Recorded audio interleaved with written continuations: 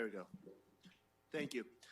Good evening. The Planning and Zoning Commission meeting for Wednesday, March 10th, 2021 is called to order. Please join me in the Pledge of Allegiance.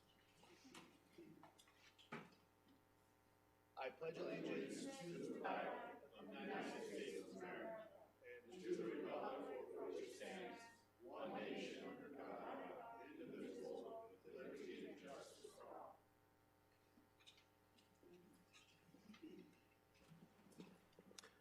Madam Secretary, will you please note the roll? Commissioner Clymer is present. Commissioner Steiner is present. Commissioner Ellison is present. Commissioner Kish is present. Commissioner Maloney is present. Vice Chairman Barnes is present. Chairman Bray is present. We have a quorum. And we're not missing anybody tonight, so perfect attendance. Before we move any further, anybody in the audience that is here to or listen or comment on agenda item number 3, which is the Pebble Creek Northwest Pickleball and Rec, that is postponed from this meeting, and then it'll be renoticed later on down the road. So if you're here for pickleball, we will not be hearing that this evening. And nobody moves, so there must be some good stuff on the agenda. Agenda item number 1, to approve the draft minutes of the Planning and Zoning Commission meeting held February 10th, 2021.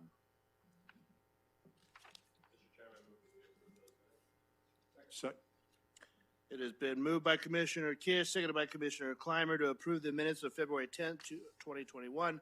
Is there any discussion? Seeing none, all those in favor signify by saying aye. Aye. All those opposed, nay. Motion carries. Public comments. Now is the time for citizens who would like to address the Planning and Zoning Commission on any non-agenda items. Are there any speakers cards? Anyone from the audience wish to address the commission on non-agenda items? All right. One day. Disclosure of ex parte communication. This is an opportunity for commission members to disclose any ex parte communications they may have had prior to the meeting on any items scheduled for discussion on the agenda. Anybody have anything to disclose? No. All right. Agenda item number 2. This is a preliminary plat for Avion at Ballpark Village. Christian Williams will present. Welcome back, Christian. Good to see you. And am I opening public hearing?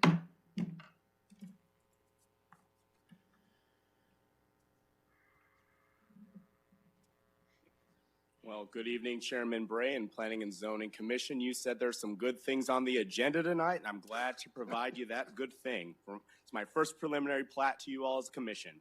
I'm here before you this evening with a request from Malik Brown to create a preliminary plat for a property within the city. This property is approximately 153 acres, and it is located at the northwest corner of Estrella Parkway and Elwood Street. This is right across Estrella Parkway from Ballpark Development Complex. And if you'll recall, on October 26, 2020, the City Council adopted an ordinance approving Avion at Ballpark Village planned area development, which designated this parcel for single-family residential uses. To remind you of the context of this property, you can see that the project is north of the Estrella Crossing Business Park, east of Saraville Village, south of Estrella Vista, and west of both of the Reds development complexes, and on the other side of the future Ballpark Village development. This section of Ballpark Village will front what will soon be some multifamily, I think one broke ground the other day, and other residential products. And as a note, the name change for Lower Buckeye Road will occur at a later phase in the platting and development process. So this development is in this little box right here. At the zoning hearing, you saw the following land use plan on the left side of the screen. Today, you are being asked to recommend approval of a preliminary plat on the right side of the screen. It is nearly identical to the land use plan. It will subdivide the property into 575 lots, 49 tracts, and 2 parcels. That's my presentation. Staff has evaluated this preliminary plat against the PAD, design guidelines, zoning ordinance, and other engineering and development factors. With no major concerns being found, staff recommends you forward approval for the recommendation to preliminarily plat Avion at Ballpark Village, which will again consist of 575 lots, 49 tracts, 2 parcels, subject to the stipulations found in the staff report. I will highlight one of those stipulations, and that deals with traffic signals. And this development contemplates in lieu payments for 25% of a traffic signal at Lower Buckeye Road and Estrella Parkway, 50% of a traffic signal at Wood Boulevard and Estrella Parkway, and 25% of a signal at Elwood Street and Estrella Parkway. With that, I'll sit here for any questions you might have. Thank you, Christian. Any questions for staff at this time? Nope. Perfect. Is the applicant with us this evening? They are here, but they have nothing to say if you don't need them. Okay. Any questions for the applicant? None? All right. With that, no questions. Well done, Christian. Great job on your first preliminary plat. And are there any speakers cards? Anybody from the public on this agenda item? All right. Seeing none, I will gladly entertain a motion. Chairman, I move that we approve 20-500-00008, plat for Avion Ballpark Village with stipulation. Second. It has been moved by Commissioner Clymer, seconded by Commissioner Steiner to approve the preliminary plat for Avion at Ballpark Village. Is there any discussion? No. Seeing none, all those in favor signify by saying aye. Aye. All those opposed, nay. Motion carries. Again, for the record, agenda item number 3, Pebble Creek Phase 2, the Northwest Pickleball and Rec will not be considered at this meeting and will be renoticed. Moving on to agenda item number 4. This is the Cobblestone Express Car Wash Permit, and Guadalupe Ortiz Cortez will present. I think this is your first one, right? That's correct. Look at a lot of firsts tonight. I'll open the public hearing.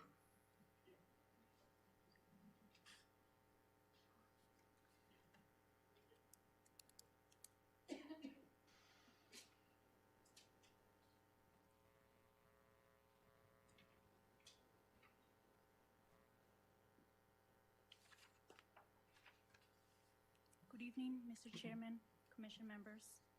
This request is for a convenience use permit for a car wash to be located north of Yuma Road and east of Cotton Lane. The property is approximately 1.81 acres. The property is zoned planned area development with a C2 general commercial underlying zoning. The subject property is located within the Canyon Trails Town Center, south of the Target, east of Jack in the Box, west of the future Christian Brothers Auto Repair Shop, and also west of the Canyon Trail subdivision. The 2005 PAD for the center envisioned a car wash to be located in the subject property, as shown on the square on the red. On this slide, you can see the conceptual site plan for the property. North is facing the Target, which is shown on the left side of the screen, and south is facing Yuma Road, shown on the right side of the screen. The proposed use for the property is for a cobblestone drive-through car wash.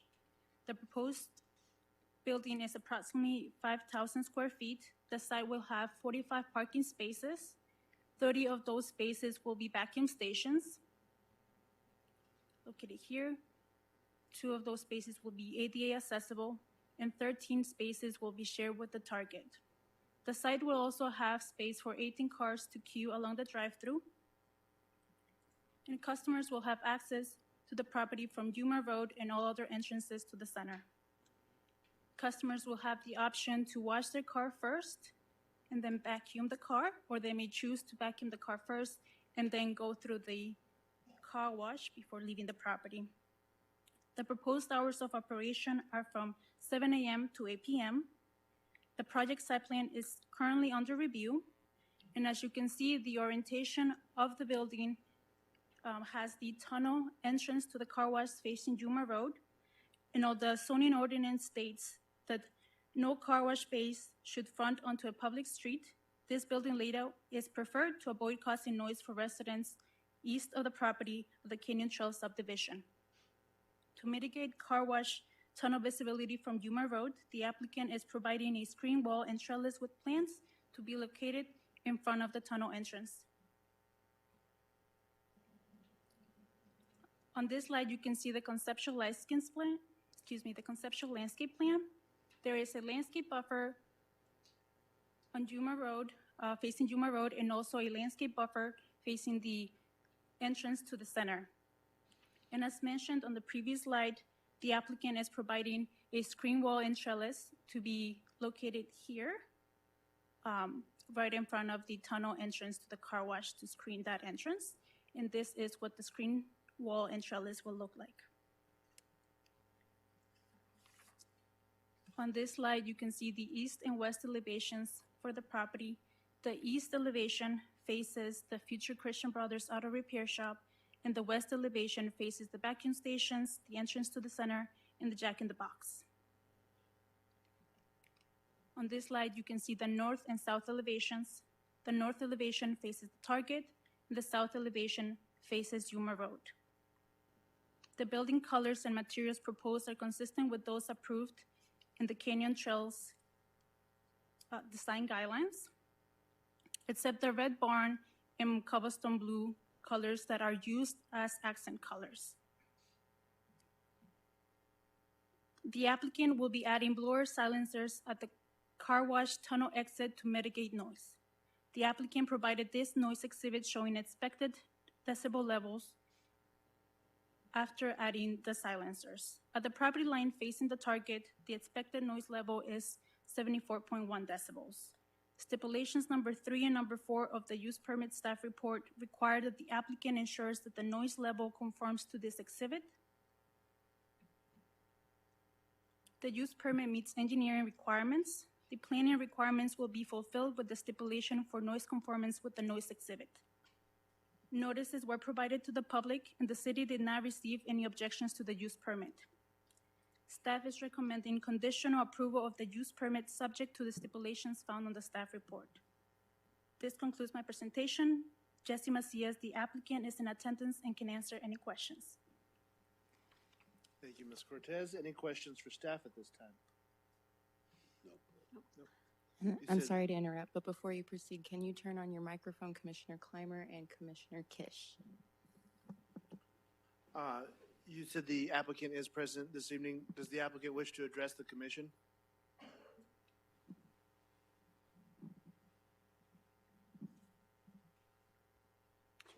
Good evening, Jesse Macias, M3 Design, 2008 North 7th Avenue, Phoenix, Arizona. Thank you again for being here. It's good to be in public, first time in a public hearing for quite a while. I want to first and foremost thank Guadalupe and Steve for all the hard work that we've been doing here. And again, we're very happy and excited to be here. Again, I think Guadalupe's presentation gave all the information, but I'm here to answer any questions that you all may have. Thank you, sir. Any questions for the applicant? All right, I appreciate it. Are there any speakers cards on this one? Anyone from the public wish to address us on this particular issue? Wow, you got off easy, Guadalupe. Good job, though. It was well done. Thank you. Thank you. With that, I will close the public hearing and entertain a motion. Mr. Chairman, I motion that we approve number 203000008, Cobblestone Express Car Wash. A second. It's been moved by Commissioner Maloney, seconded by Commissioner Kish to approve the Cobblestone Express Car Wash use permit. Is there any discussion? Seeing none, all those in favor signify by saying aye. Aye. All those opposed, nay. Motion carries. Thank you again. Good job. Agenda item number 5. This is the Arizona State Land Department rezone. Katie gets to present this one. Lucky her. And with that, I will open the public hearing.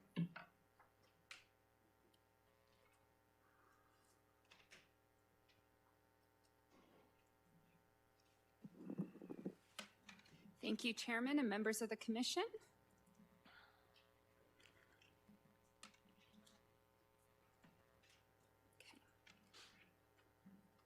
I do want to start by saying there has been significant public interest in this case. So I do have a very detailed presentation for you tonight that, with some information that we don't typically present on, that's typically in the staff report, but we don't always highlight, trying to stay ahead and give details to the public that's interested, maybe watching at home or is here tonight, wishes to speak. So I'm going to go through the current conditions of the property, the zoning proposal, some of the infrastructure that may be involved, and also the public outreach we've received. So the site is about 1,100 acres, and it's located west of the Loop 303 and north of Interstate 10. The property is state trust land, and I want to talk for a minute about what state trust land is. These next few slides, you can see they look different. They are slides from the Arizona State Land Department. And just so you know, too, there is a representative, John Froke from the State Land Department, so he can provide more information about the state trust and State Land Department after my presentation if you have questions. So this land was granted to Arizona by the federal government at statehood. There's 9.2 million of acres of state land throughout the state. In Goodyear, about 13% of our land is state trust land. So this is not the last case we will hear from the Arizona State Land Department. There is significant state land in Goodyear. The state trust land isn't typical public land. It's not like Estrella Mountain Park or the Sonoran Desert National Monument or other BLM properties, Bureau of Land Management properties. The state trust land is more similar to privately owned land.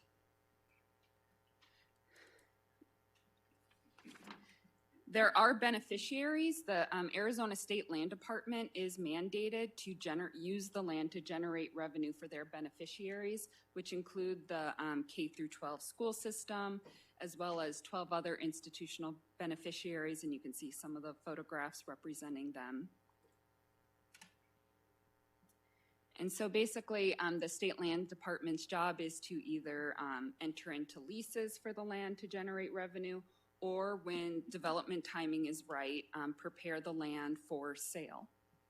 The State Land Department cannot just directly sell the land to a certain individual. They have to go through a public auction process, and this land does have a public auction scheduled for mid-April.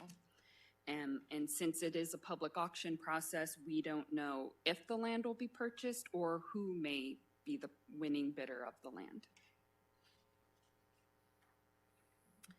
So going back to the current conditions, the general plan designates the northwest corner of this site as business and commerce. Business and commerce does allow for a variety of land uses such as multifamily, commercial, and industrial. But one thing to note that multifamily wouldn't be permitted on this particular parcel because there's density limits adjacent to the Luke high noise contours. Residential can be built, but it's limited to 2 dwelling units per acre or less, and business and commerce only allows higher density projects.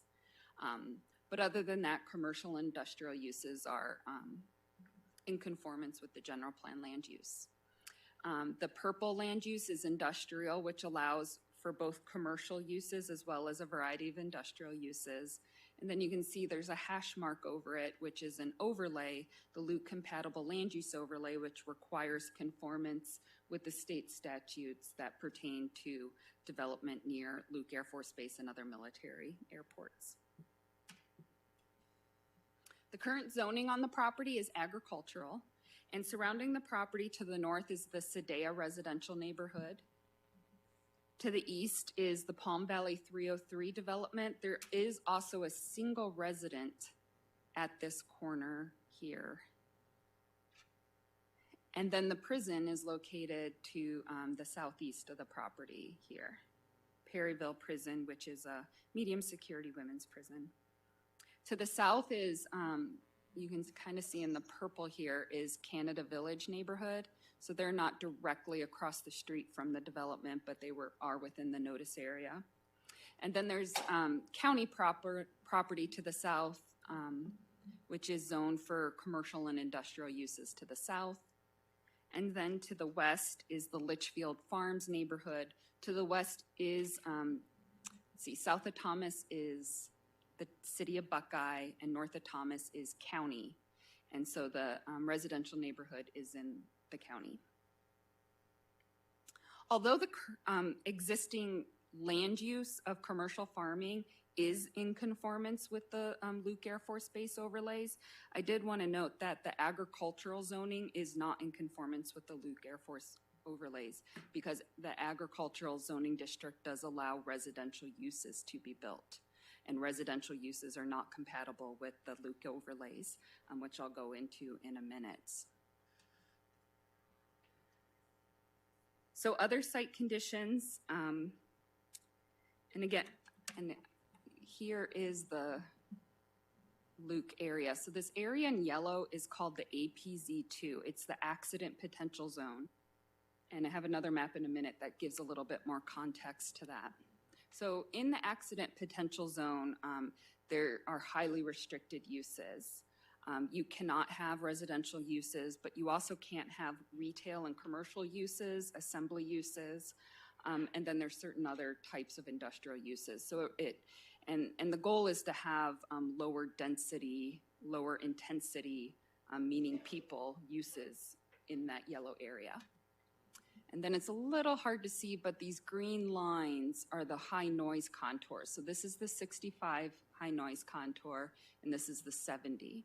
And within those noise contours, residential uses are not permitted. And I believe there's also restrictions on certain uses like hospitals and quasi-residential uses like that too. There is also the Interstate 10 freeway to the south, and there's full traffic interchange at Perryville, and at Citrus, there's not a full traffic interchange at I-10. And then there's also some 230 kV high power lines along Perryville Road that are on the property. They also run along Indian School Road, but they're on the north side of the road, on the north side of the property.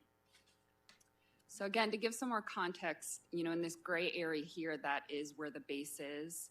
And basically, this is a straight line from the runway. So it starts with the clear zone, which nothing is allowed to be developed there. Then there's the APZ1. No structures are allowed to be developed in the APZ1.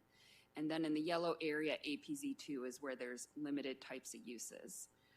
You can also see how development follows some of these areas. You can see how Pebble Creek and parts of Palm Valley follow the noise contour line. And even parts of Sadea, this little clip of corner of Sadea is commercial because of the noise contour. So development is following those lines because of the land use restrictions.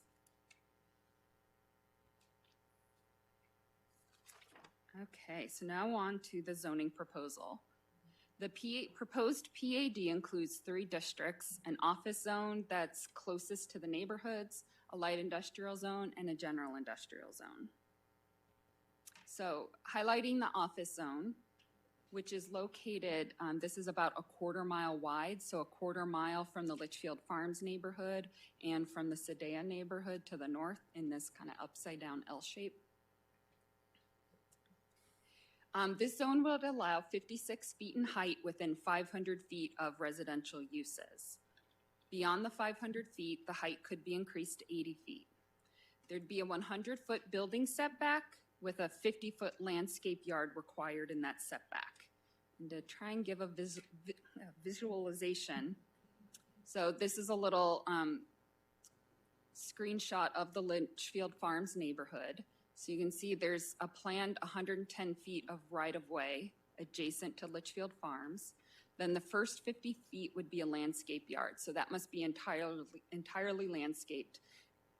The only exception would be a driveway cut. Then the next 50 feet is building setback. So parking lots or drive aisles could be put in this area, but no structures, no buildings. So again, that adds up to the buildings being set back 100 feet. So what that would mean is for 210 feet would be the measurement from the back walls of these residents to the first area where a building could be built. So a building could be as close as 210 feet. And I do want to note that in my staff report, I did have a typo. I think I reported that as 260 feet. And the graphic was correct, but I wrote 260. I did my math wrong, but it's 210. All right, where's my mouse? So then 500 feet from the residential use is how it would be measured to the area where they could go up to 80 feet in height. So that, that's not measured from the property line, that's actually measured from the residential use. And then development could go up to 80 feet. Looking at that from the perspective of the Sadea neighborhood, so Sadea does have a wide landscape buffer between the homes, and it ranges from 115 to 130 feet wide, depending where in Sadea you are. So there's first a landscape buffer, then there's 130 feet of right-of-way planned for Indian School Road, and then it's the same development buffers. There's 50 feet of landscaping, then there'd be an additional 50 feet of building setback. So in this neighborhood, it's about 360 feet from a resident's back wall to where a building could be if it was built at its closest location. And then the 500 feet would not be measured from the walls, it's measured from the residential district.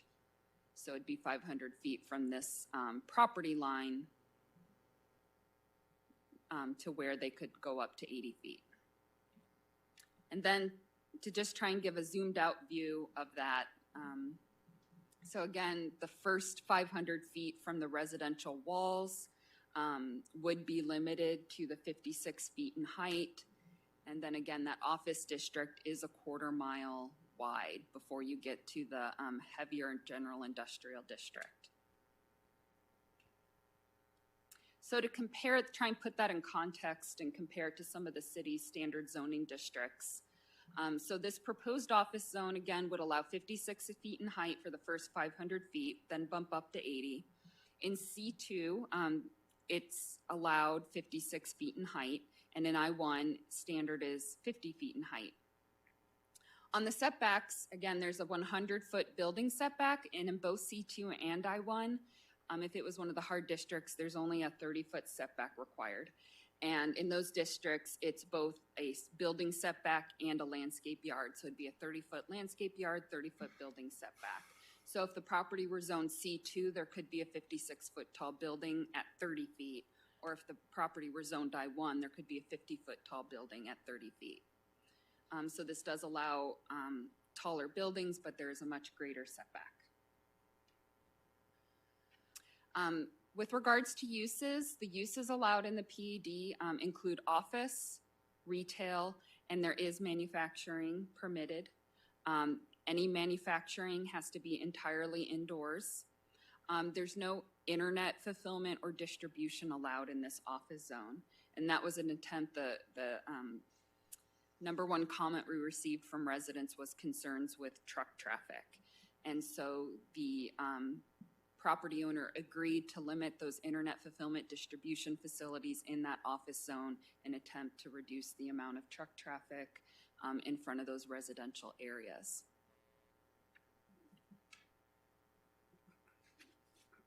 Let me catch up.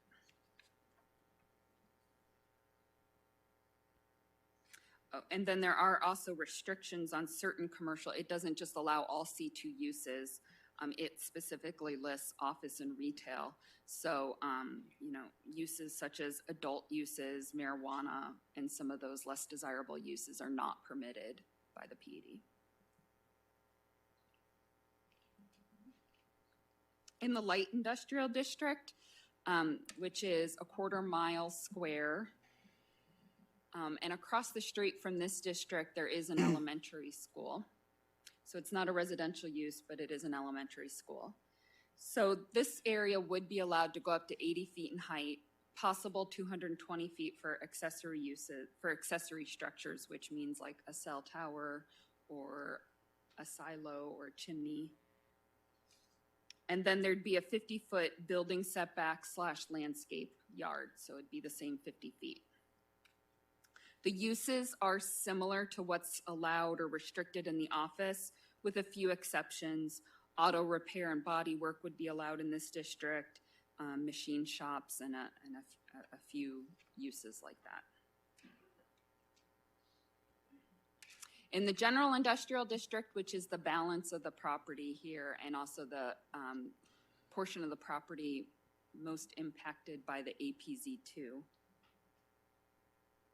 it would allow up to 150 feet in height with 220 feet accessory, and then there would be a 50-foot building setback landscape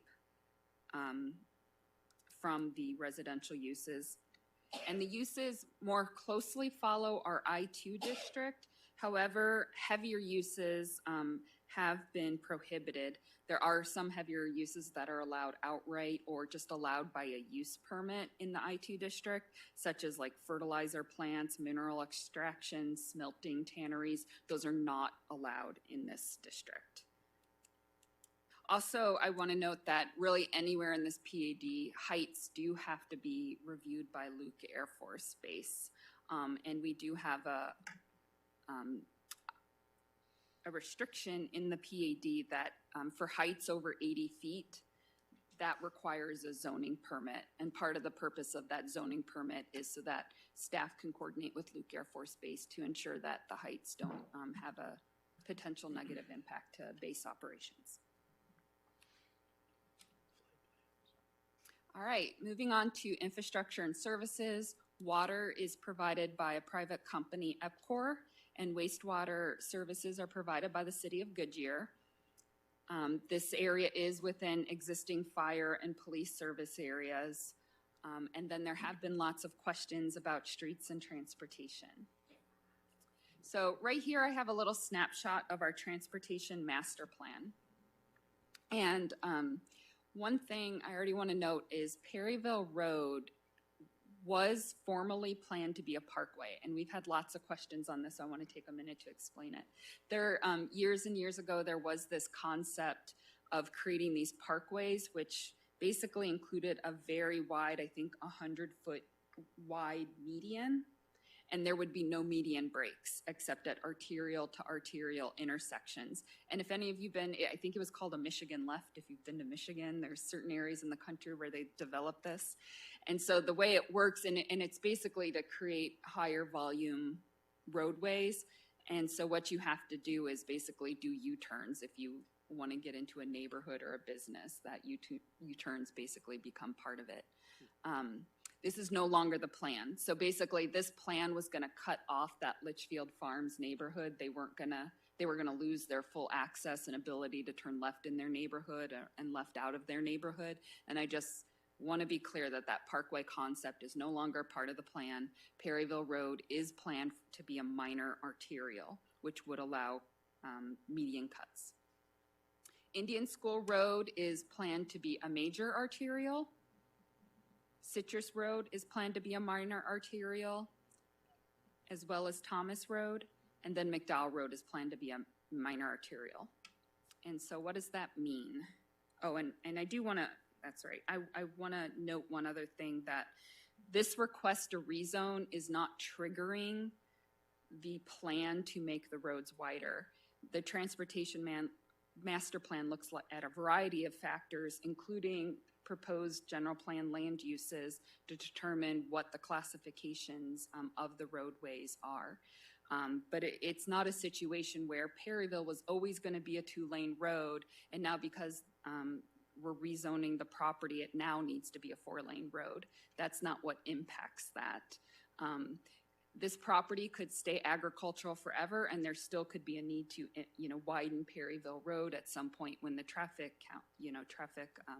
volumes get to the point where it's necessary to widen it. Development of a property certainly impacts the timing of when roadways are widening, but not the plan for how wide those roads are going to be.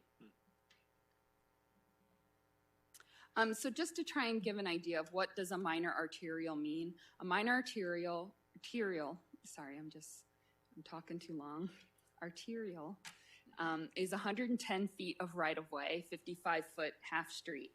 And this is one example of a minor arterial in Goodyear, Bullard Avenue, just south of Indian School.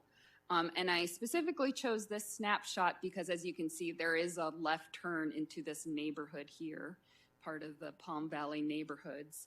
So again, even though there is a median in this roadway type, there are often median breaks to get into neighborhoods or other areas. So this roadway design would not prohibit that access into the Litchfield Farms neighborhood. This is also a good picture because this landscape width is similar to the landscape width at Litchfield Farms neighborhood once the road was at its full condition. And then for an example of a major arterial is Indian School Road east of the Loop 303 is already. So Indian School will look like Indian School further to the east. So again, that is a 6-lane roadway. And again, the neighborhood, as you can see, this is similar to Sedea where there is a large landscape tract already existing. And it also looks like the one in Sedea is actually a little wider than the one in Palm Valley. So again, to get an idea of what Indian School might look like in front of Sedea, the Indian School further east is a great example of an arterial. I don't know why I can't say that word tonight. There's also been lots of questions about where traffic signals going to be. We do know that there will be traffic signals at arterial, and of course there has to say it like 10 times, arterial to arterial intersections. So at Perryville and Indian School, at Citrus at Indian School, at Thomas and Perryville, at Thomas and Citrus, and then not shown on here is the intersection at Perryville and McDowell. If there are going to be traffic signals at any other locations, that would be determined by traffic impact analysis. And that really depends on the individual users that go into the development. And it can change depending on how the area develops. You can even imagine, even if an area is zoned commercial, you know, a movie theater going in versus a grocery store, you know, versus an office building can have really different traffic impacts. So we don't know where else a traffic signal might be until we get those end users and the traffic studies come in with that. There's also, again, been a lot of concerns about truck traffic. And so I just wanted to throw this up to just point out these are the designated truck routes in Goodyear. So the Loop 303 and Interstate 10 are our closest truck routes. But of course, local traffic may use local roadways. So if somebody's going to the site, they can use Perryville or Citrus or Indian School or Thomas Road. And then one of our biggest questions is what is being built?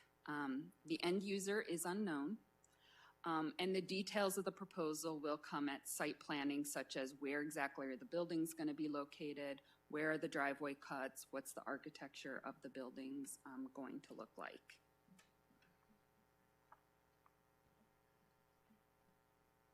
So in the packet that was, I should just start with, we held a neighborhood meeting on February 16th, and we held it via Zoom.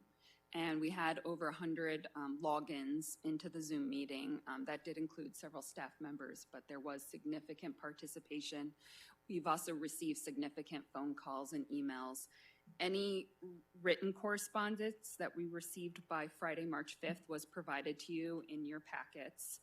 And then we do have 4 more items that we received by 3 p.m. today. Christopher has those, and we'll read those into the record after all the public speakers are done speaking on the case. So we do have a few more written comments.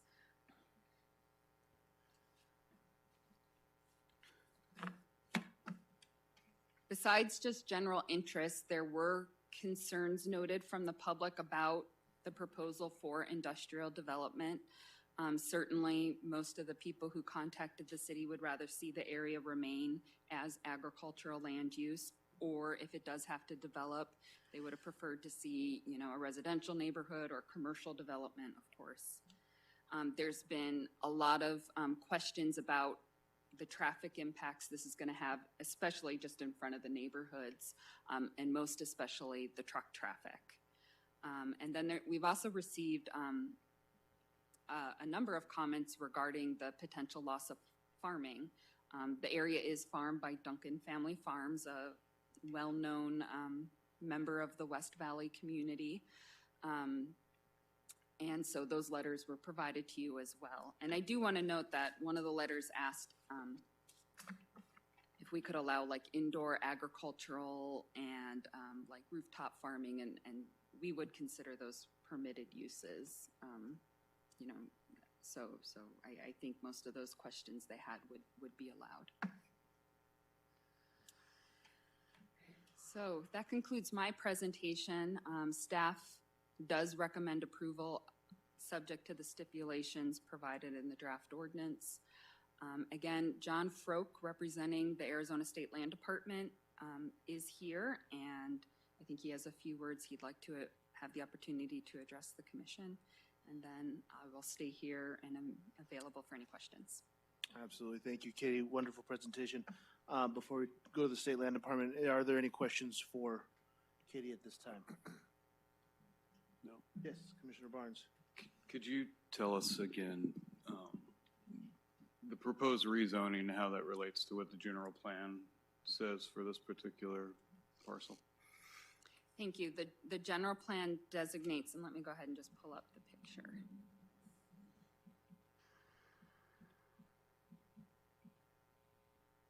The general plan designates the majority of the property as industrial, mostly due to the impact of Luke Air Force Base. That's a significant impact to the property and limits the types of uses.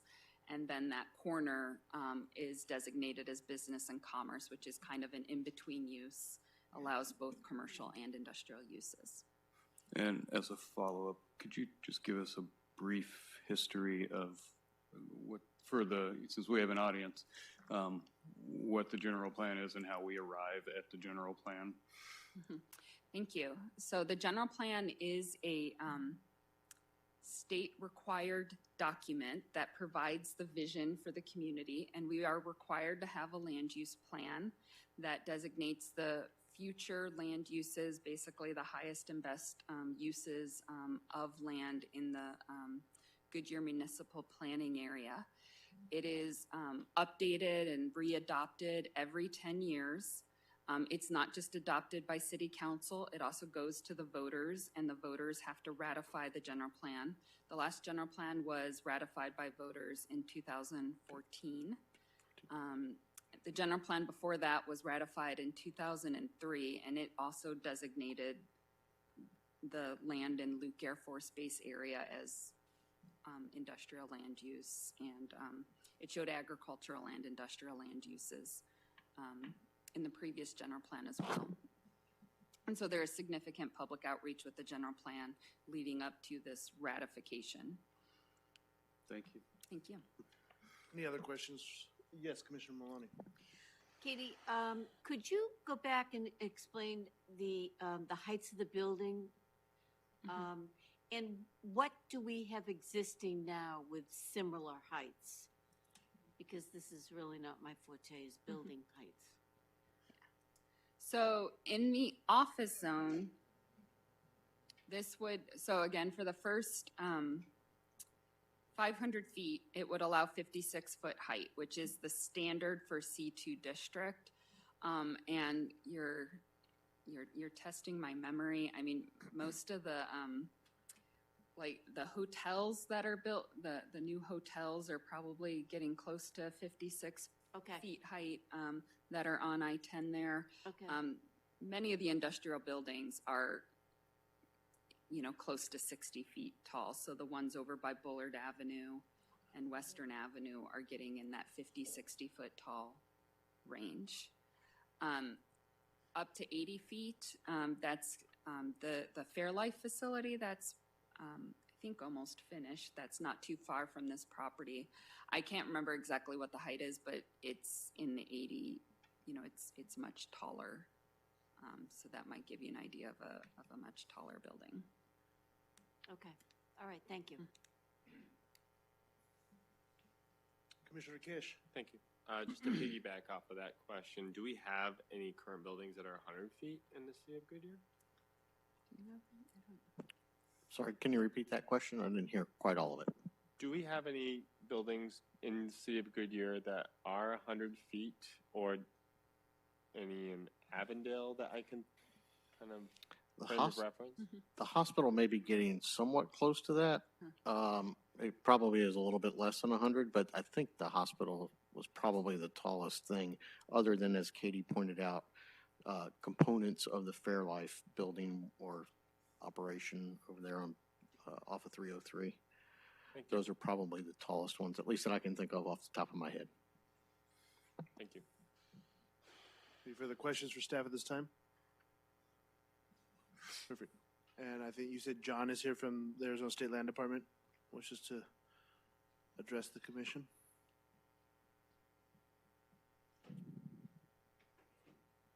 Good evening, Chair, members of the commission.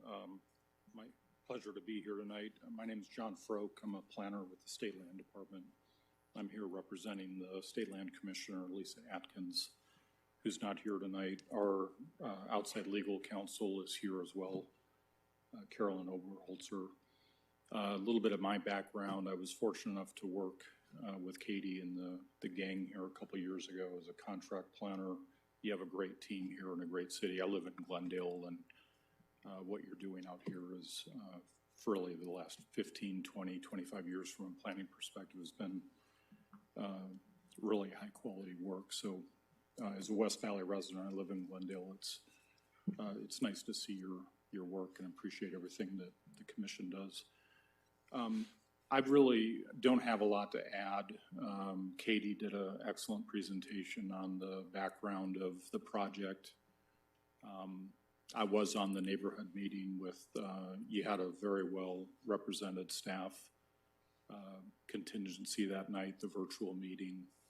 As Katie indicated, we had a lot of people, 90 to 100 people that were participating virtually. The State Land Department, I've been there now for about a year, just helping out, project management, planning work. We have a fiduciary responsibility, as Katie showed the slides as part of the early part of her slide presentation. We manage about 9 million acres of state land all over Arizona. Me personally, I have projects, doing some projects in Tucson, some stuff up in Flagstaff, obviously Goodyear. Glendale doesn't really have any state land anymore. Done some work up in the Eager area, and so this is a high growth area given its proximity to I-10 and the Loop 303. As Katie indicated, if we're successful with the zoning approval, we would go ahead and proceed with an auction and dispose of the land through a public process. Just by a matter of background for the commission, some of our auctions don't have any bidders, and it's hard to predict who might end up bidding on the property when it does go to public auction next month. The case tonight is consistent with the general plan. When I worked for the city of Glendale, we worked really closely with Luke Air Force Base. Glendale wanted to be a good neighbor to the base, which they were, they are, they continue to be. As Katie indicated, we cannot have residential in the noise contours, so we actually feel like the PAD fits really well with the City of Goodyear general plan, as well as protecting the operations of Luke. So those are really all the points that I had. Like, we want to thank staff on behalf of the State Land Department for all the work. It was a real team effort with everybody in the room to bring the case forward tonight. So with that, I'd be happy to answer any questions. Commissioner Clymer? What sets off a timing for an auction? How do you just decide this parcel now is ready to be auctioned when it wasn't 5 years ago, or so on, so forth? Chair, commission member, excellent question. A lot of it depends on development interest. Like I said, we've got state lands all over Arizona. Some of the properties, and Katie touched on this, are through a land lease. And Kate, in this situation, between the prison complex, which is under a lease, to another state agency, and then Duncan Family Farms, we have long-term leases. There are instances where There's high interest to purchase property. Generally, the auctions are held where there's development interest.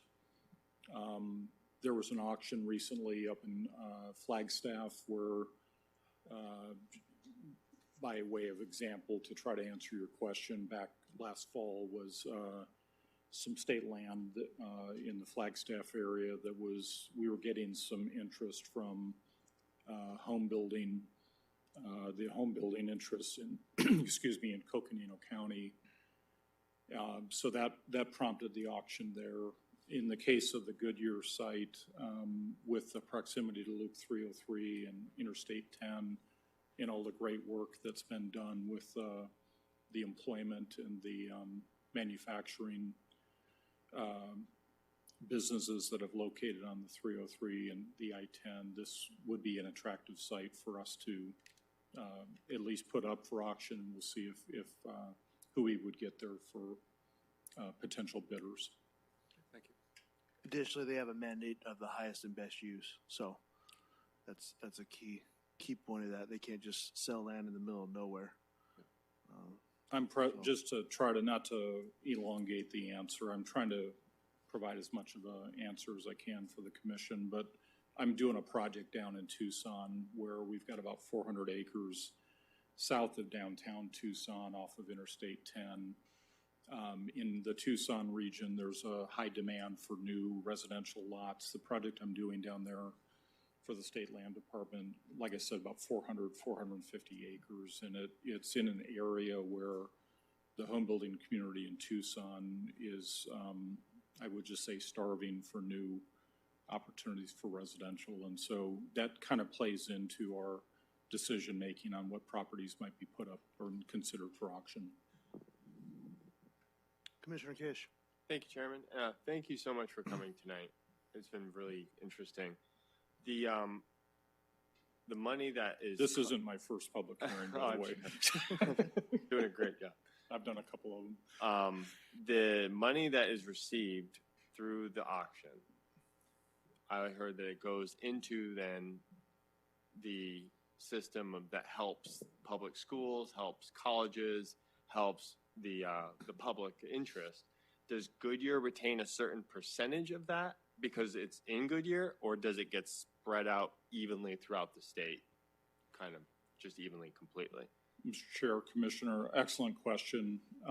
The beneficiary for the trust, once state land is either sold or leased, the funds go back to the designated recipient of whoever was designated 100 years ago to receive. Usually it's K through 12 education system. Unfortunately, it would not go directly to Goodyear. Indirectly, there are benefits in the future. Like Katie said, once a site plan comes in, which would come later in the process through your development impact fees and such, but the sale or lease of state trust land would, unfortunately, Goodyear would not be a beneficiary of that. Thank you. Thank you. Commissioner Barnes.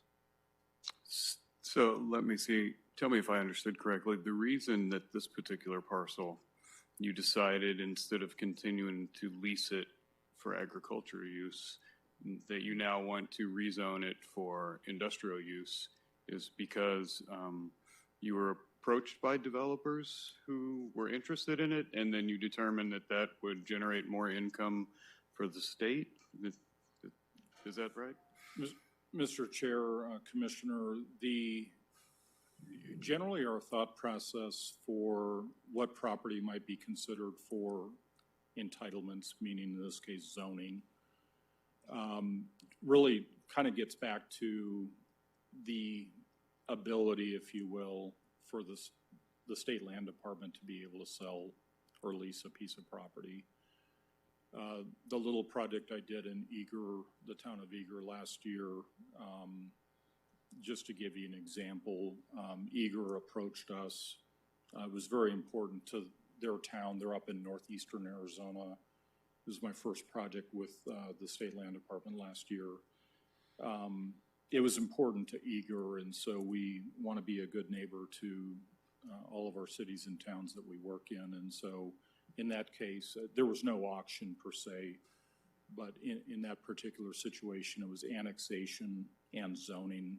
In this particular property in Goodyear, it's already annexed, and we're looking for zoning. So sometimes it depends if we are approached by somebody that might be interested in purchasing a piece of state trust land. Did you want to add on to that? I think Carolyn wants to add on to that if it's all right. Thanks, John. Chairman and Commissioners, Carolyn Oberholzer from Burton Frank Smalley Oberholzer, 4343 East Camelback in Phoenix. And as John mentioned early on, I am the outside land use counsel for the department. And I just actually, John, wanted to add on to Commissioner Kish's question about the funding for Glendale Goodyear, and how do you participate in that? State trust land, although we've talked a lot about how it is much more like private land in that it is not publicly accessible, it is also not taxed. So in that way, it is treated as public land. So when it does get sold at auction, it then becomes a part of your tax base. And so when it goes to private development, that, not just the construction activities, but to the extent there are secondary assessments that benefit school districts and all of the other taxing districts, including the city, would benefit from the transfer of that land into private ownership. So I apologize, that's off Commissioner Barnes's question, but just wanted to address that for you. Any other questions for the State Land Department? Okay, I think we'll move into, thank you both very much. Thank you. Appreciate it. I'm disappointed the commissioner couldn't come and sit in the hot seat, but that's all right. You did a good job, John. We have a list of, do you want to? Yeah, please. So rule of thumb, just come up to the podium, the 3 minutes for comments right there in front of the podium there. You'll see the red, yellow, green light.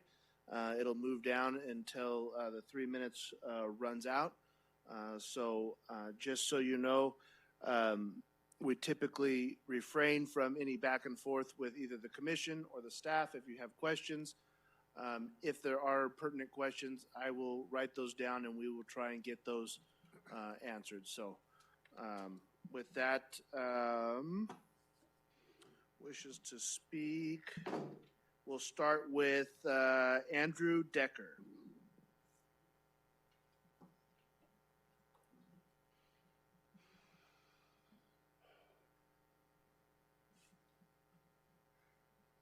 Good evening. So I guess I had questions that I wanted to ask you guys, but since we can't really do that, I guess I'll just put it out there. So I guess this deal is already done then, correct?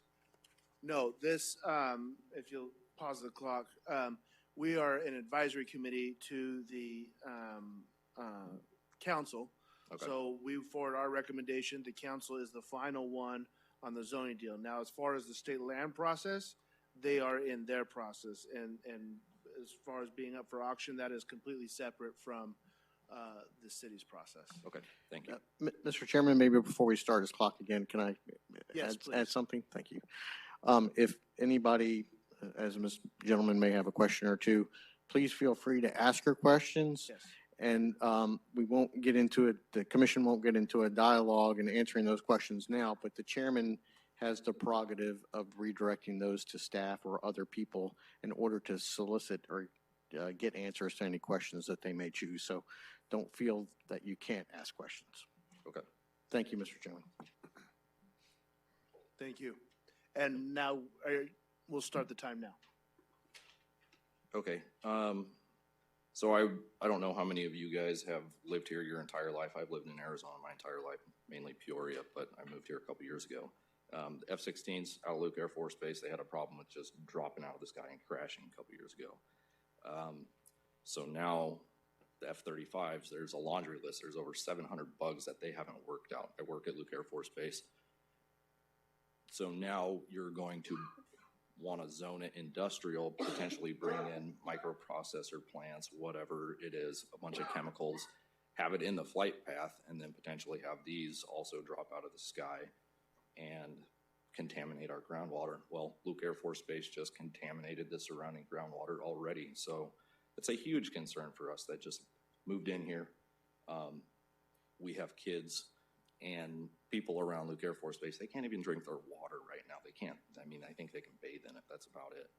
But moving this industrial stuff into our neighborhood, I don't think it's a good idea. That's pretty much all I said. I strongly oppose this. So thank you. Thank you, Mr. Decker. Just for the record, I have 3 opposed, 3 slips opposed to this agenda item, but there are no names on them. Hector Hernandez.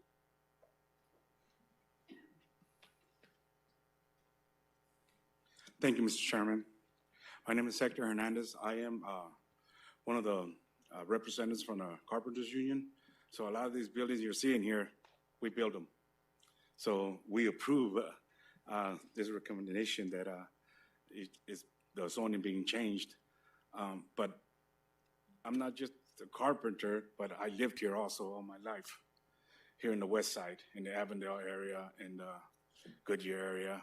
I mean, I've seen this place grow. And the area you're talking about, I worked that field there. I used to work there. So as a kid, you know, and so I know what it is, and I know the changes. And being a carpenter, these freeways, we're the ones that built them. The 303, we built those. The 202, we built those. A lot of these buildings, when you're talking about 56 feet, you're talking about those buildings, the tilt buildings on the side of the 303, those are 56. So that's your comparison right there, okay? That's how tall that building's gonna be. And it's something that we do, that the carpenters do. And we have a lot of members that live on the west side. And we've been traveling to the east side or the north side to go work. But, and we approve this because we want to work at home. We want to work here. And the beneficiary would be us, you know, the work here. So we don't have to travel across town to work. It would be here in our hometown. You know, and even though I am a resident of Avondale, I've been a resident of Avondale all my life. But Goodyear, Avondale, I mean, we shop here, we eat here. It's pretty much all together, you know, and that's why I approve, we approve the Carpenters Union. And, you know, we have invited your mayor and his councilman to our hall so they can see our building, because we want to be part of the community, of your community here. There's a lot of things that we do that we've been kept a secret for many years, but now we want to go out and show who we are. And our members that live here in Goodyear, Avondale, Litchfield, they're going to take part in these activities that we'll be doing for the city, you know, for our community. So we approve that. That's a great thing for us. Thank you. Thank you, Mr. Hernandez. Leslie Levon.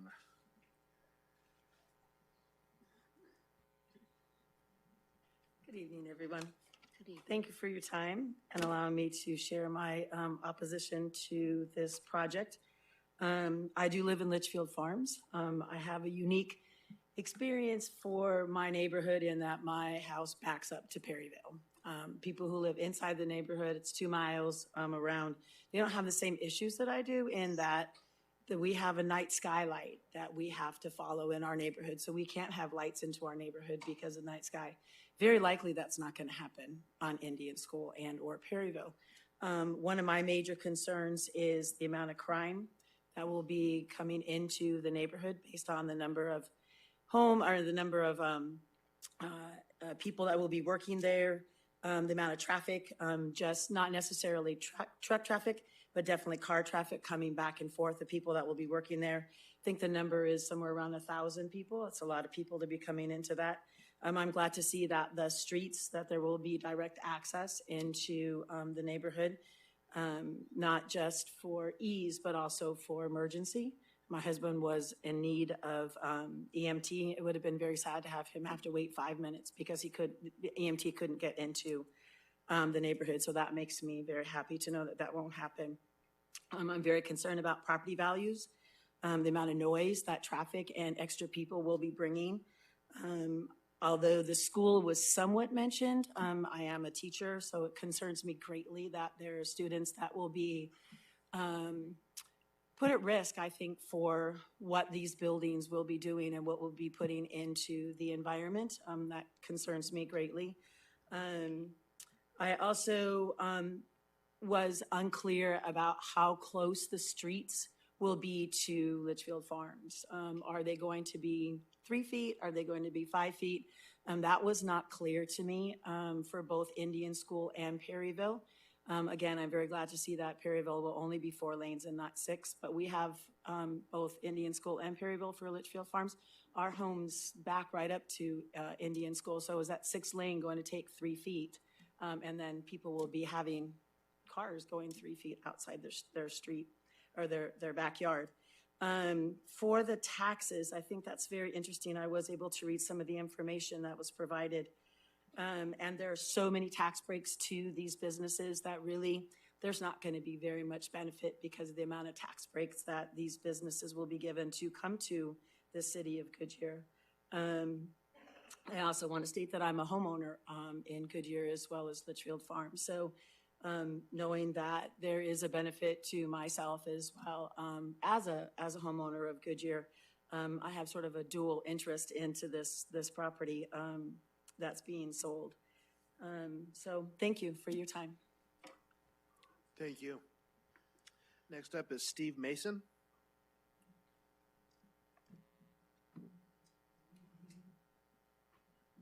Good evening, Chairman, members.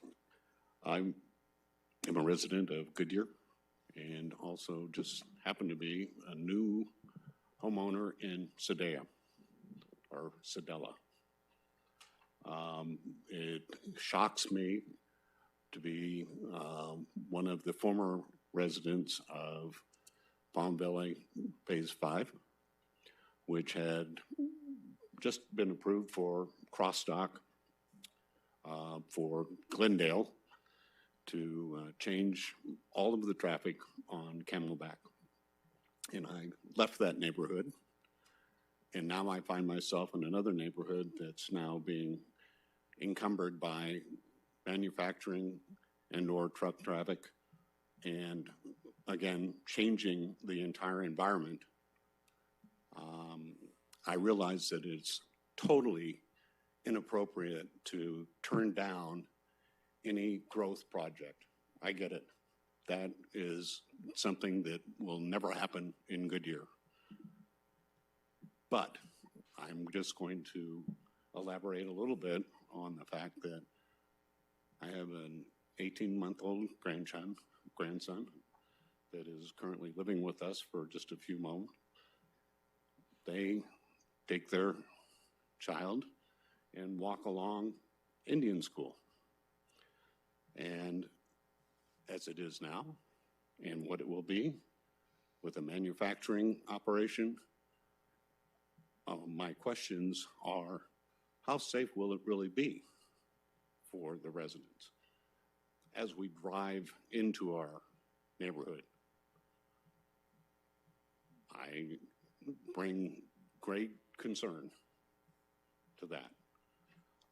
There seems to be a great interest in growing this neighborhood, this area of Goodyear, but there seems to be very limited concern to the current residents that live here. It's more about growth at all cost. I will just say that in addition to the traffic, I know there's a rumor that it's Samsung, but it's somebody that potentially has environmental impact in this area.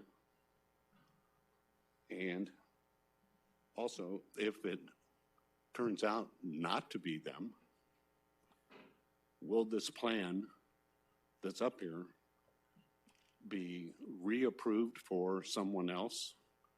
Or will they automatically be able to have unlimited manufacturing within this land without any of the suggestions of limited office space, land use, general residential, general industrial, growth. 3 minutes. I'm sorry, was my time up? Okay, fine. I will just say that I appreciate your consideration, and I am very concerned. Thank you, Mr. Mason. He actually brings up a good point there that I'd like to have either Katie or Chris address at this time, and that is that this is the rezoning. So if the rezoning is forwarded and passes by the council, then the rezoning sticks. But then there is another discussion and round once someone applies to actually build on that property. Correct? Can you just walk through that process for the residents, please? Thank you, Chairman. Yes, it's important to note that we don't know who the end user is, and then especially since this property goes through a public auction process, we don't know if someone will bid for the property and who may be the winning bidder. Zoning is forever, so if this zoning were approved by City Council, it would remain in place regardless of who the potential end user would be. So it is important to evaluate the zoning based on, anyone who might purchase the property and develop it. That's why we're really reporting to you on potential heights. We don't know what height might be built. It's just we're reporting on the maximum, minimum setbacks, and then the allowable uses. If the zoning were approved by City Council, the typical next process would be submitting a site plan, and site plan review is administrative. Now, site plan documents are public records, so if anyone's interested, they can submit a public records request to the city to get copies of these documents, but it is not a public review process. They may also want to subdivide the property, which does take commission and council action to approve any subdivision plats, but that's also not a notification process. It's just something that happens in the public forum. Thank you, Katie. Jessica Wade.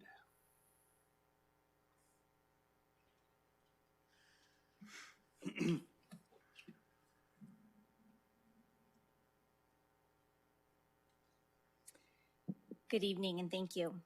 My name is Jessica Wade, and my family and I live in Litchfield Farms.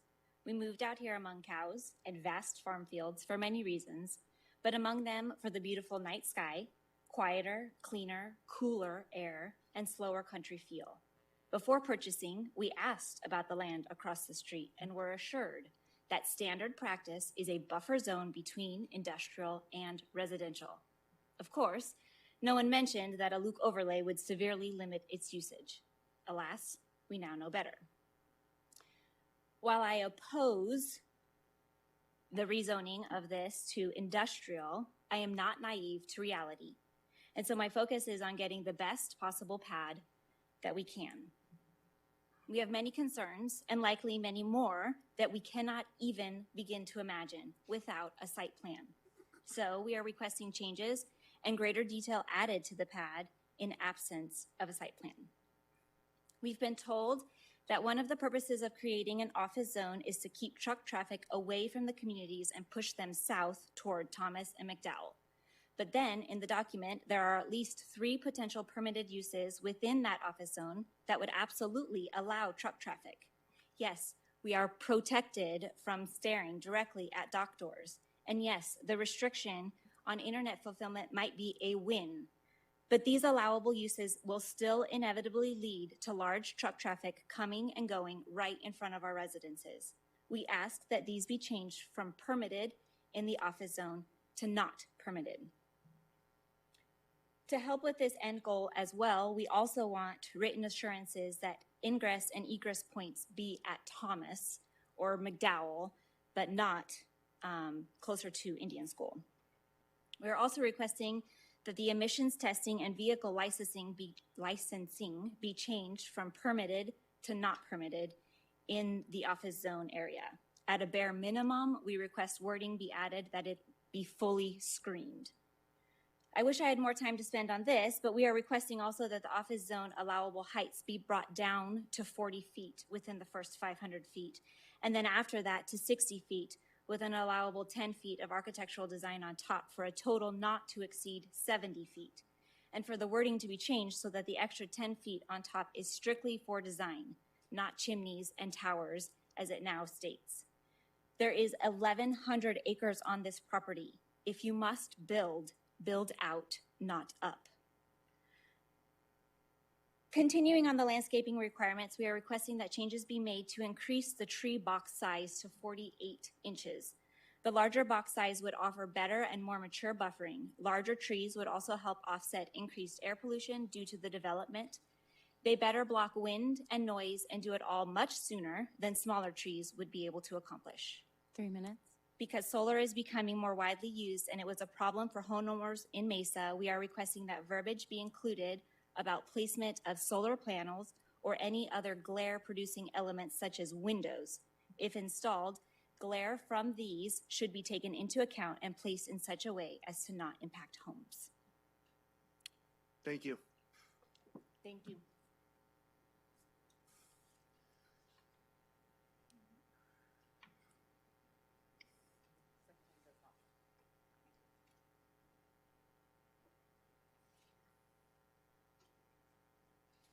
Okay. Looks like I'm sorry, the handwriting, I can't read it, but the last name I believe is Murphy.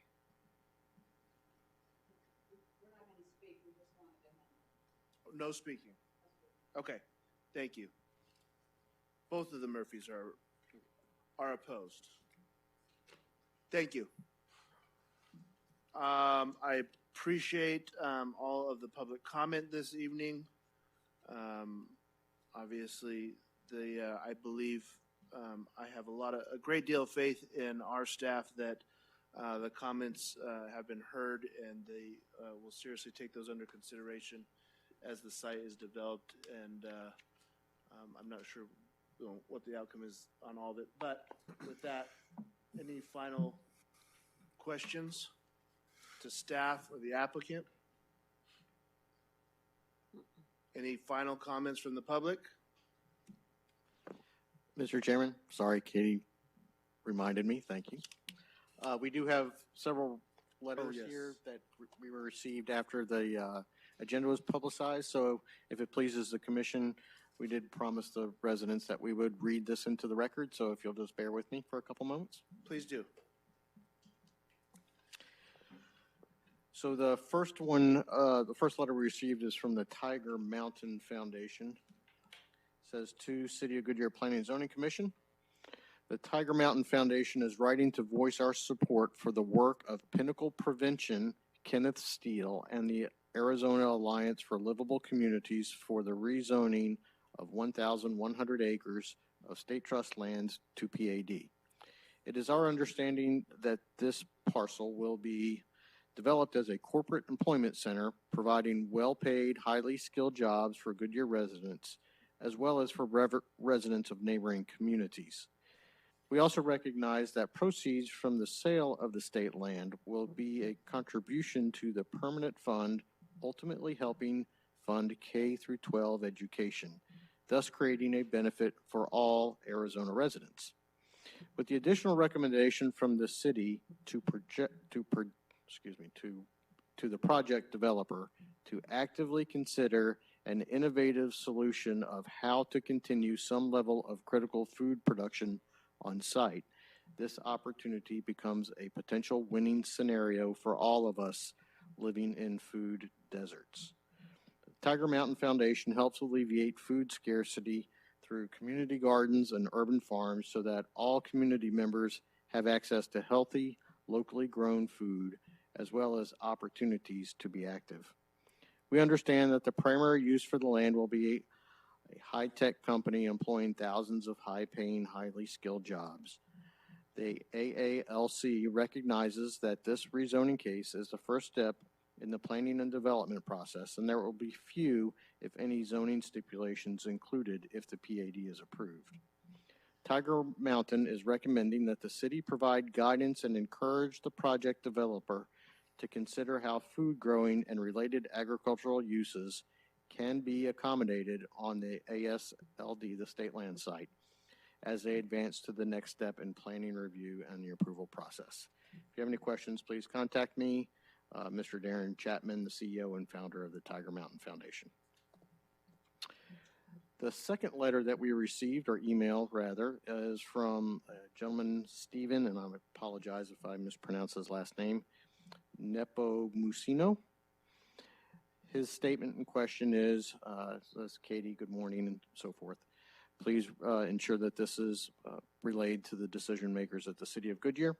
Perryville Road is the main access point for I-10 for several communities, such as Litchfield Farms, Sadea, and Winrose. Also, its speed limit is decreased to 30 miles an hour in front of the Scott Libby Elementary School. The additional vehicles from the proposed development and the slow acceleration of trucks will add to the congestion and noise on this road. If this development is approved, can its entrance-exit areas be limited to Citrus Road so that Perryville Road will not be congested by non-residential vehicles? The next letter or email that we have is a little bit lengthy, so bear with me as I read this one. It is from Jessica McLeod, I believe is how you pronounce her last name. Thank you for answering my previous questions and taking my phone call today. This was addressed to Katie on March 9th. After our call this afternoon, I researched planning and zoning hearing that occurred in Mesa on February 24th, 2021 to prepare myself for tomorrow's meeting. For reference, the case number is ZON 20-00538. Unfortunately, we don't have a site plan like these residents, which makes it even harder to foresee potential problems. But I can imagine that their problems would be easily become ours. Therefore, we would like to address some of these issues in the PAD. Solar panels were put into the design, but concern arose over the glare that would be created and glinting into residential homes. So we would like to have limitations as to where these can be mounted and what their heights are. Trash collection and dumpster uses were also placed on the residential side of the property without regard to the site, noise, or smells, and so we would also like wording to be added to the PAD, stating that trash storage and collection or dumpster use cannot happen along Perryville or Indian School. Their project included a large 4-story garage, and since a garage is an allowable structure in the office zone, and there is no verbiage in regards to a design theme, we would like to make sure specifics are included that will be in the best interest of nearby residents. We would like the parking garage to be tucked behind the office complex structure, not facing Sadea or Litchfield Farms. We do not want solar panels on top of the parking garage or any other structure for that matter that will create glare towards our homes. We want the height of light poles on top of the garage to be limited.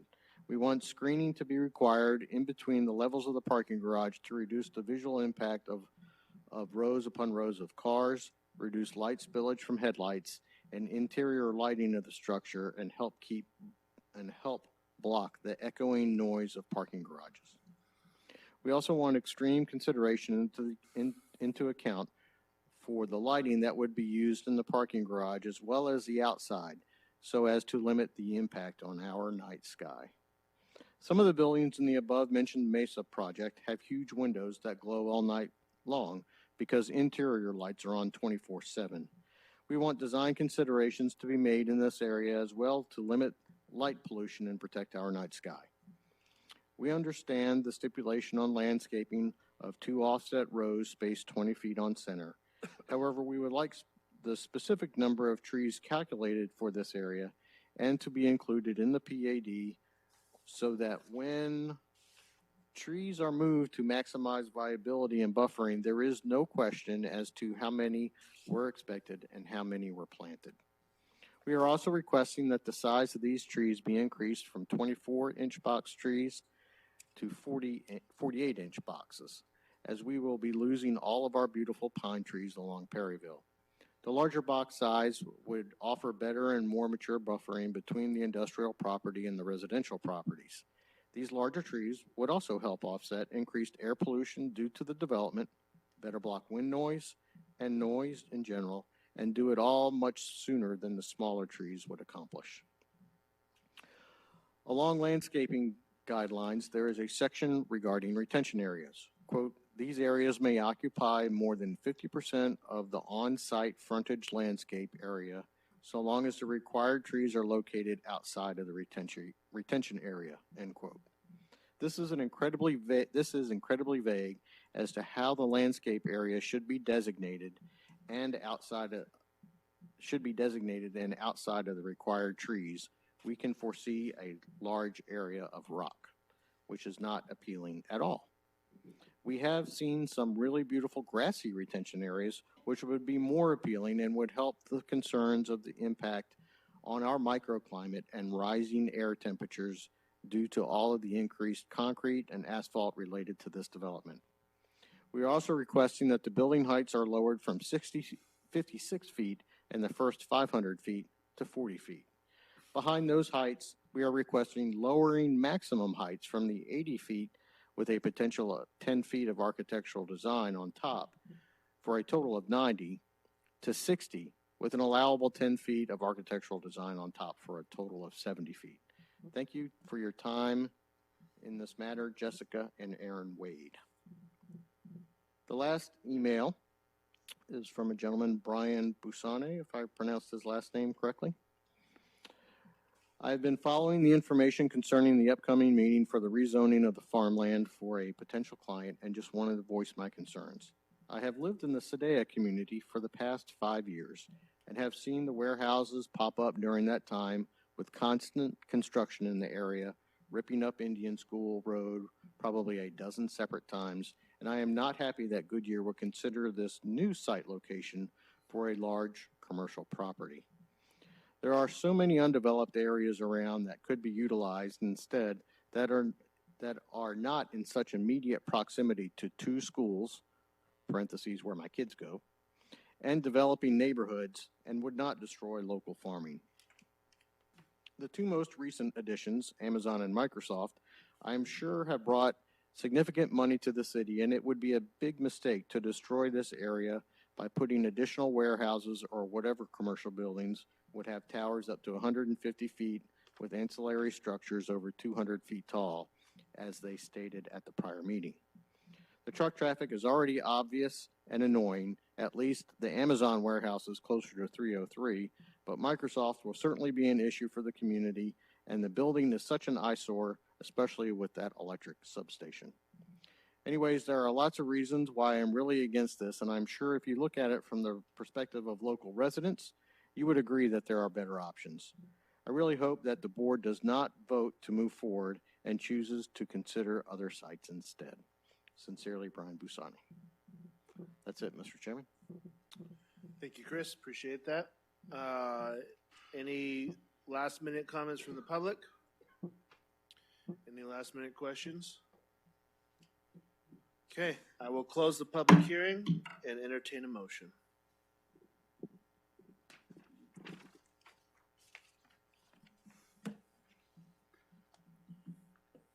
From anyone.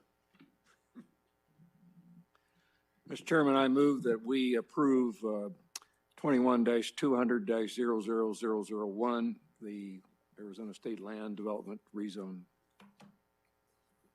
Is there a second? A second? It's been moved by Commissioner Clymer, seconded by Commissioner Maloney to approve the Arizona State Land Rezone, agenda item number 5. Any discussion? Commissioner Barnes? You know, normally I would say that if the property owner is in compliance with the general plan, then we have no right to deny them to develop their property as they see fit. But in this case, the state owns this land, which means that we own this land. This is our land to do with as we think is best. So I don't have a problem saying that I think it best serves the community as a whole to leave this as agricultural land. As long as there's someone willing to farm the land, I think it should remain that way. And I say this because it is important for a community to have visual breaks. And the other farmland that we have It will most likely get developed and it will be houses or it will be offices or it will be something, but we have an opportunity here to keep a visual landscape break in our city, a sizable one. So as long as we have a farmer willing to farm it or some other agricultural opportunity, I encourage this body to say no to the rezone and leave it as it is. Thank you, Commissioner. Any other comments, discussion? Well, I would say though, would you say that with the other 13, didn't we hear that 13% of Goodyear is owned by the state and can have the same fate as what we're talking about now? So do we have that conversation every time that comes up? I've been here 20 years and I moved when I grew up from a rural area. I like that. And when I moved to Goodyear, I like the flavor of the rural, but I can't see pushing something like this aside when we do think that the state is it's gonna happen anyway, I believe. They're gonna have their auction. So we need to have something approved to have in place before a bidder comes to buy that next month. Is that not right?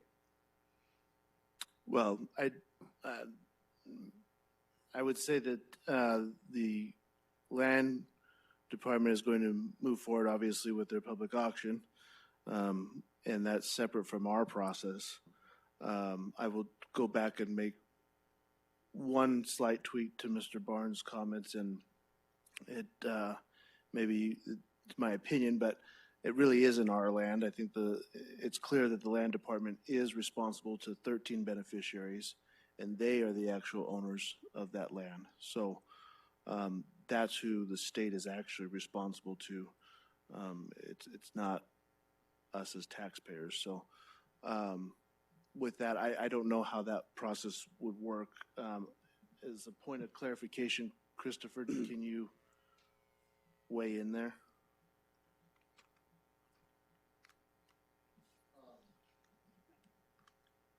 Thank you.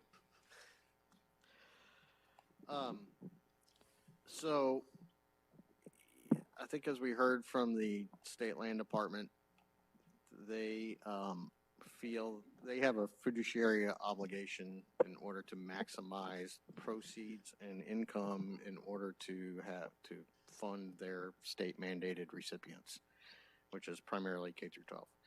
And so the auction is scheduled, as Katie pointed out, scheduled to happen at the end, mid to the end of April sometime. I think it's actually the 21st. Is that correct, Carolyn?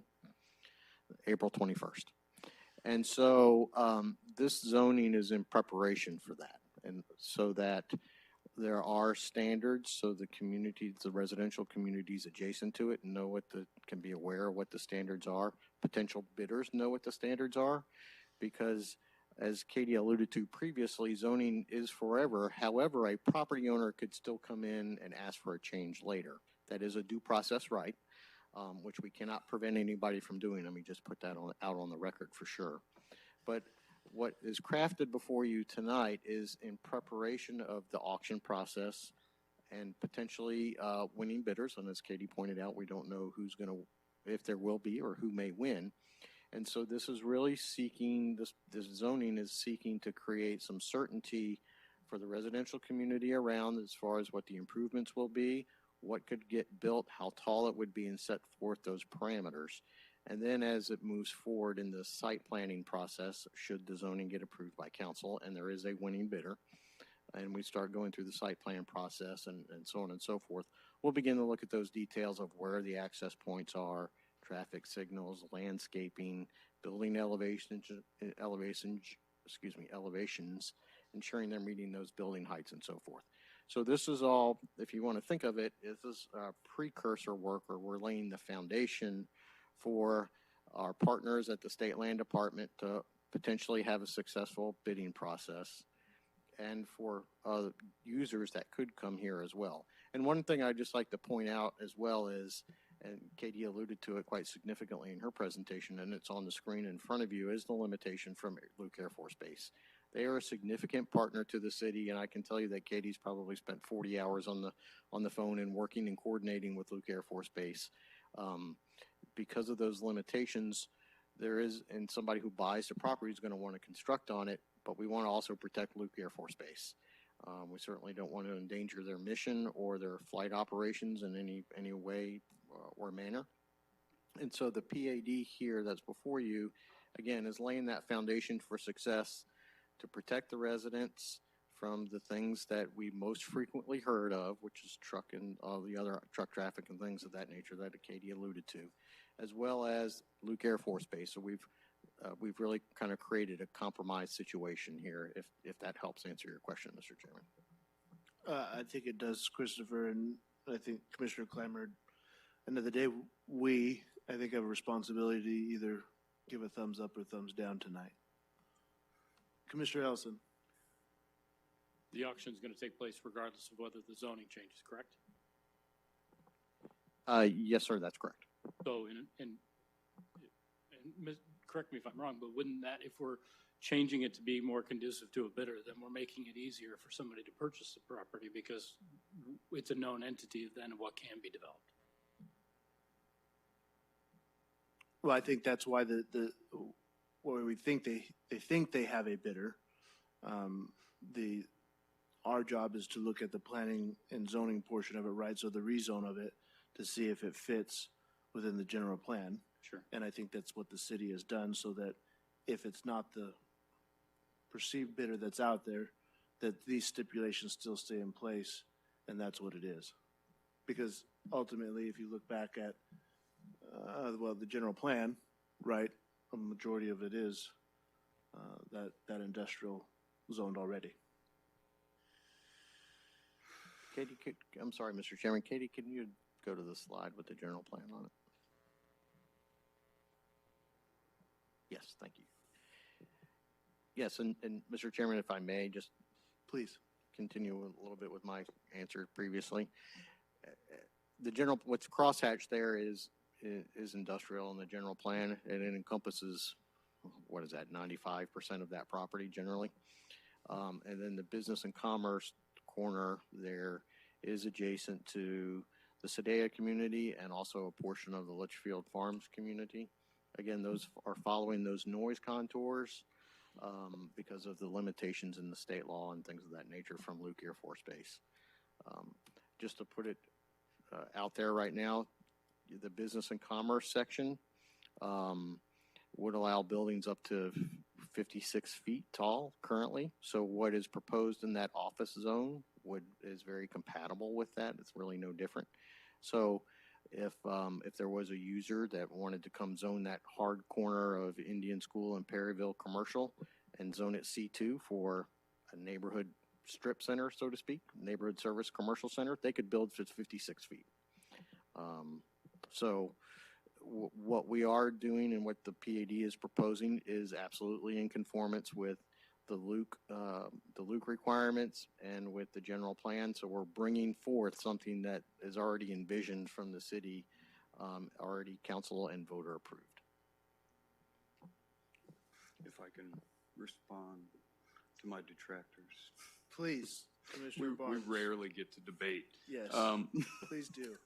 I understand what the state's doing. I mean, they're doing their job. They're creating the most value for the beneficiaries of this land. So I get that.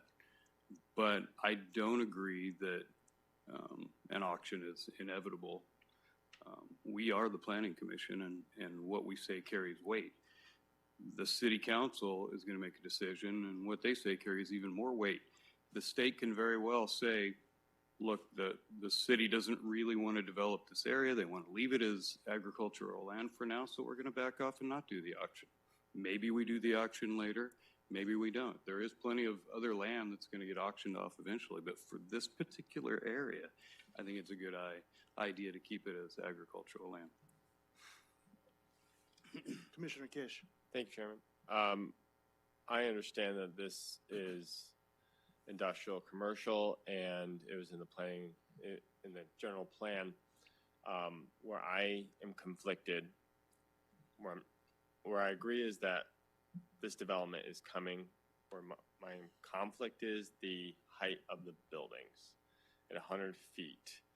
We only have We have one hospital, and I've not seen 100. I saw 80. There was not 100. Is there 100? Yeah, there was. Was there 100? so my biggest concern is having a line of 100-foot, and that may not happen. We don't know what is going to be there, but that conversation I think should happen. Is worst case scenario, if there are a group of companies that need the 100-foot sections, that does change the landscape of that area pretty significantly. So we do have that to discuss. What worst case scenario, if 100-foot buildings get put along that line, how does that change the look of Goodyear? I understand 56, we're 56 across, there's a lot of buildings that are 56 feet high, hotels and so on, but what we're talking about here is the possibility of 150. a lot more. And what does that do to Goodyear's landscape? Commissioner Maloney. I have to agree with Commissioner Barnes about this because not only is the height an issue with me, but that parcel of land up there, the Sadea, I know that's still Indian School, but that area is beautiful farmland. And I don't know, it just doesn't seem right that they're gonna be building that right there. It is gonna change the entire look of that area. And that the buildings, the height of the buildings, it's like right there. I don't know. I'm very concerned about the height of the building and also the feel of the community. I mean, I'd love to see that as our, agricultural. Commissioner Steiner. You're strapped with two things here. You're either going to get agricultural or you're going to get industrial. There's nothing else because of the flight lanes.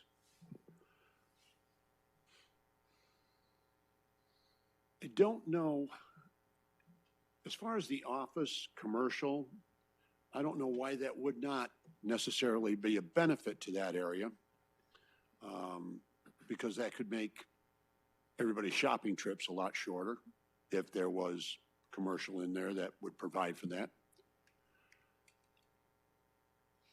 But really, when it comes down to it, you have to do something with this property. If it goes for sale, you have to have some kind of stipulations in there, some kind of a plan, so that when it does sell, here's what you have. This is what you can do. Mm-hmm. If you don't have that, who knows what the heck's going to go in there. Well, I think you make a solid point on that, is that, again, it goes back to the commissioner and the state having a responsibility to the 13 beneficiaries. And while I could agree, I grew up in the agricultural community, that I love to see ag too. We've been pushed out over the years as well. That the only way to make sure it stays agriculture is that someone figures out how to buy it and keep it agriculture. Right. And that could even be a public entity. Right. Scottsdale has done it on some of their parks, which has later on become a train wreck for them, but it is possible. And so it goes back to the comment that you said, Commissioner Steiner, about if it's going to go forward, then at least this is our bite at the apple to put some stipulations on it. So, Commissioner Kish. Mr. Chairman, to get to a compromise, would we have the ability to then change the building height to a maximum of 80 feet or 70 feet to allow for industrial to be here, however, to limit the size of the buildings that go in that section? As a suggestion to council, because I know they're going to make the final ruling on this. Yes, absolutely. I think we have that prerogative to do so, but currently the motion on the table is as is. So you would need to amend it to put that stipulation on it, knowing that city council could obviously reverse it, but make that very clear. I think that's well within our powers. I think you just put that on the record with your comments, that city council will read that. Just a comment. I think that some of the suggestions that were made from the speakers this evening were very valid, and I think that they should be taken and put on record for what they thought the design line should be for these buildings. Absolutely. And I think that staff does a wonderful job of conveying that to council. I know that there are council members that do watch these videos on a slow Thursday afternoon. And so the comments do reach them. And of course, for the citizens, you have every right to reach out to the council members directly and have your voices heard as well. So there are multiple avenues here to reach that. Any further discussion? Seeing, sorry, the public comment is closed at this point in time. If you guys have any questions, again, please be polite to the staff, but the staff can answer all those questions. They are simply just doing their job, and I have all the confidence in the world of all the staff here at Goodyear, utmost profession, and they will help you as much as possible. Mr. Chairman, may I add one thing? It sounds like you're getting close to taking a vote. Correct. In case it passes tonight, just for the benefit of those who may be watching or the benefit of the people in the audience, this case will be considered regardless of the vote of recommendation to approve or recommendation of denial by the Planning Commission tonight. It will be considered by council on March 22nd at 6:00 p.m. in this room as well. Thank you. And if I could just add, like we did tonight, even if there's somebody who can't make the meeting, if they email comments to me at katie.wilkin@goodyearaz.gov, we will read them into the record like we did tonight. We pretty much have all the written comments for the packet because the packet stuff is due tomorrow in the system. But you can, anyone can keep sending me written comments and they'll be read into the record if they can't make the meeting. Absolutely. And thank you again. Commissioner Kish, one last comment? Actually, may I make a motion? Well, we have a motion on the table currently, so the only motion is to amend at this point in time. Thank you. You to do a roll call? Yes, I will. Any further comments? All right. On this one, Alyssa, will you please call the roll?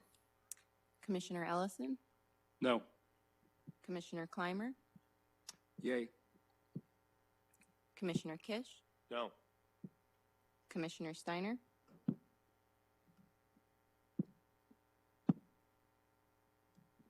Yay. Commissioner Maloney, No. Vice Chairman Barnes, No. Chairman Bray. Chairman's prerogative. Again, thank you to all the citizens that came out. Sincerely appreciate your comments. Again, the final decision is made with the city council. I think it is a very unique parcel of land and a unique opportunity that we all had to participate in. I don't think I've ever done a state land rezoning while sitting on the commission, which has probably been for way too long. I know the staff is probably ready to get rid of me. But it is exciting to be a part of it. It is a very unique tool to the Western United States and specifically in Arizona to fund education and everything else. So kudos to the land department, the city, and everybody for getting this together. And with that, I vote aye. Motion does not pass 3-4. A vote of 4 ayes, 4 nays, 3 ayes. Motion fails. On to agenda item number 6, staff communication. Thank you, Mr. Chairman. Let me get my notes here for just a second. So this is a point in the meeting where we typically read out the council actions as a result of the cases that you've recommended or not recommended to them. The first one being Ballpark Village rezoning case, which was to change some building heights and so forth just south of the ballpark on Australia Parkway. That went to the City Council on March 1st, and Council approved that request. On February 22nd, the Council considered the Rose Garden rezoning, the PAD at Van Buren and Citrus, and also the Citrus Park rezoning for PAD down by Las Brisas, and the accompanying preliminary plat for Citrus Park, and those were likewise approved. One thing I'd just like to highlight for you in case you're buzzing around the city is you'll notice that the construction fencing is up and the construction activity has commenced on Civic Square at McDowell and 150th. So that's an exciting thing. They're working on foundations and underground, water, sewer and water and things of that nature. So an exciting moment in time for the city and our partner Globe Corporation there and bringing Civic Square to life with the Class A office building and parking garage, the 2-acre public park, and also the new City Hall. So it's an exciting moment in time for the city. With that, Mr. Chairman, that's all I have. Thank you, Christopher. Anything for staff? Perfect. I just want to thank all the additional city staff that showed up this evening to support us. We greatly appreciate your time. We know you probably have better things to do and to be with your family, but thank you sincerely. With that, the next Planning and Zoning Commission meeting will be held on April 14th, 2021 at 6 p.m. at the Goodyear Municipal Court and Council Chambers. Being no further business, this meeting is adjourned.